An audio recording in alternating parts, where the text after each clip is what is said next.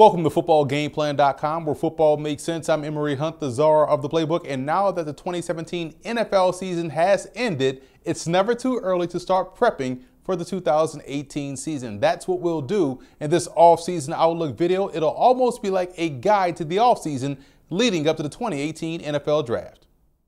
Jets head coach Todd Bowles did a masterful job with this 2017 team that many projected to be one of the worst in the NFL. Now, a 5-11 record may not say improvement, so to speak, but when you look deeper into this Jets team, you saw a squad that didn't quit and were in many, if not all, of their games this year. There were a few plays away from being 7-9 to 8-8.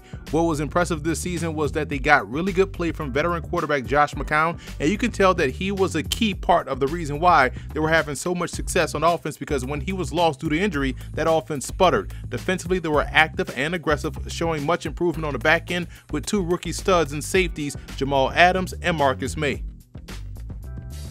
Looking at some of the key free agents here for the Jets, I think that Morris Claiborne and Demario Davis are two of the higher priority guys that they will definitely want to bring back into the fold. You can also make a legitimate case for tight end Austin Seferian-Jenkins being the Jets' most improved player with how critical he was for this offense. On the intriguing player side of things, you can see some quality young players like David Bass, Dakota Dozier, and Neil Sterling bring good developmental pieces to re-sign, and Rontez Miles provides good depth in the secondary and stellar special teams play. The interesting discussion will be with wide receiver Quincy Enunwa. The talented but oft-injured wideout is definitely worth keeping, but at what price is the question.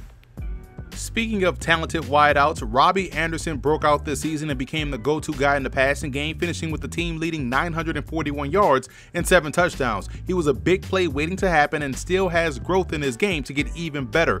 Defensively, second-year backer Darren Lee was outstanding. He was second on the team in tackles behind Demario Davis with 94, and with his ability to get from sideline to sideline and a great first step going downhill, he has future star written all over him. Here is a very early look at some of the pre-free agency draft needs for the New York Jets. As solid as Josh McCown played this year, the Jets really need to find a franchise quarterback now. Some will point to a couple of free agent names that they could choose, but there are potentially some good options in this draft class for them to consider taking at that 6th spot. I also think depth at corner is another place where maybe a day 2 selection could go, and the Jets can get better up front along the offensive line. Despite coming off of a 5-11 season, there is a different aura of optimism heading into the offseason for Gang Green. If they can find themselves a quarterback and tighten up spots along the offensive line and in the secondary, then 2018 will give their fans more than enough things to cheer for.